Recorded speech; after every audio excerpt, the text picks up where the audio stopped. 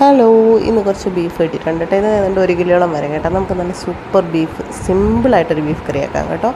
ആദ്യം കുറച്ച് ഇഞ്ചി, വെളുത്തുള്ളി, 2-3 പച്ചമുളക് എടുത്ത് നന്നായിട്ട് മിക്സിയിൽ ജാറിലിട്ട് പേസ്റ്റാക്കി മാറ്റിയതിന് ശേഷം ഈ ബീഫ് നന്നായിട്ട് വാഷ് ചെയ്ത് ഒരു കുക്കറിലോട്ട് ആഡ് ചെയ്യുക. അതിന് നമ്മൾ ഈ ഗ്രൈൻഡ് ചെയ്ത് ചെയ്യുന്ന ഇഞ്ചിയും വെളുത്തുള്ളിയും പച്ചമുളകിൻ്റെയും പേസ്റ്റ് മിക്സ് ചെയ്ത് കുറച്ച് ഉപ്പ്, ഒരു ലേശം ഗരം മസാലയും ലേശം കുരുമുളക് പൊടിയും പിന്നെ ഒരു ഹാഫ് ലെമൺ ജ്യൂസും ഒഴിച്ച് അത് നന്നായിട്ട് മിക്സ് ചെയ്തിട്ട് നമ്മൾ ഈ ജാറ് കഴുകിയ വെള്ളവും കൂടെ ഒഴിക്കണം. ജാറ് കഴുകിയ വെള്ളം മസ്റ്റാട്ടോ, ഒരു ഫ്ലേവറൊക്കെ വരണ്ടേ.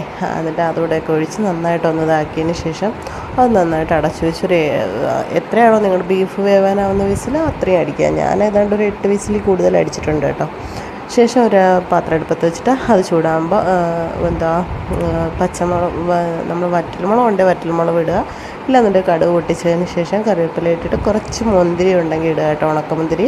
അതിട്ട് ഒരു ഇച്ചിരി ഒന്ന് ഒരു സ്പൈസ്നെസ് ഒന്ന് ബാലൻസ് ആവും കേട്ടോ. ശേഷം നമ്മൾ ഈ സവോള എരിഞ്ഞതിടുക. അതൊന്ന് മൂത്ത് വരുമ്പോഴത്തേക്കും അതിലോട്ട് തക്കാളി ഇട്ട് പിന്നെ മസാലകളായ മഞ്ഞൾപ്പൊടി, മല്ലിപ്പൊടി, മുളക് പൊടി ഇട്ട് നന്നായിട്ട് ആ മസാല ഒന്ന് മിക്സ് ചെയ്ത് നല്ല വഴറ്റിയെടുക്കുക. അപ്പോൾ ആ മസാലയുടെ പച്ചമണമൊക്കെ മാറും. ആ ഒരു പച്ച വിട്ട് ആ മസാലയുടെ ആ ഒരു കളറൊക്കെ മാറി നല്ല ബ്രൗൺ ആവും. ആ അരപ്പിൽ ആ മസാല നന്നായിട്ട് അങ്ങ് പിടിച്ച് ഫിറ്റാവും. ആ ടൈമിൽ നമ്മൾ ഈ ബീഫ് കുക്കറൊന്ന് ഓപ്പണാക്കി നോക്കുക, ബീഫ് വെന്താണോ. അതിൻ്റെ സ്റ്റോക്ക് എടുത്ത് ആദ്യം കുറച്ചൊന്ന് ഒഴിച്ചിട്ട് ആ സ്റ്റോക്കിലൊന്ന് നന്നായിട്ട് ആ മസാല ഒന്ന് ഗ്രേവി ആക്കി എടുക്കുക. ശേഷം അത് മൊത്തത്തിലങ്ങ് അതിലോട്ട് തട്ടുക. ആ അരപ്പ് കട്ടയില്ലാതെ വന്നതിന് ശേഷം അത് മൊത്തത്തിലങ്ങ് തട്ടി നന്നായിട്ട് മിക്സ് ചെയ്ത് നന്നായിട്ട് തിളയ്ക്കാൻ വയ്ക്കുക.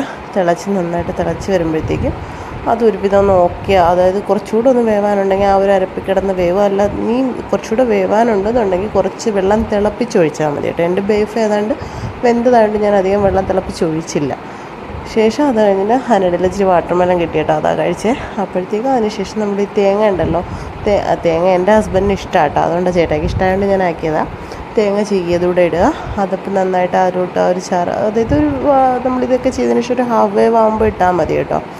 എന്നിട്ട് ശേഷം ഫൈനലി നമ്മൾ ഇച്ചിരി ഗരം മസാല പൗഡർ, പിന്നെ കുറച്ച് കുരുമുളക് പൊടിയും മല്ലിയിലയും കറിവേപ്പിലയും ലാസ്റ്റ് ഒന്ന് ഇടുക.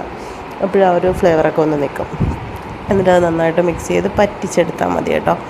ആക്ച്വലി ഇത് ഞാൻ പറ്റിച്ചെടുത്തിട്ട് ഇതിലൂടെ കുറച്ച് കപ്പയും കൂടെ ആക്കിയിട്ടുണ്ടായിരുന്നു. അപ്പോൾ കപ്പ ഉള്ളതുകൊണ്ട് എൻ്റെ അടുത്ത് ചേട്ടായി പറഞ്ഞിട്ട് ഗ്രേവി വേണമെന്ന്, അതുകൊണ്ട് ഞാൻ ഒരുപാട് പറ്റിച്ചില്ല. പക്ഷേ ഇത് അന്ന് നൈറ്റ് ഞാൻ നല്ല പറ്റിച്ച് റോസ്റ്റാക്കി എടുത്തത്. അത് സൂപ്പറായിരുന്നു കേട്ടോ. ഇതും സൂപ്പറാണ്. അപ്പോൾ ഒന്ന് ട്രൈ ചെയ്ത് നോക്കൂ. ബൈ.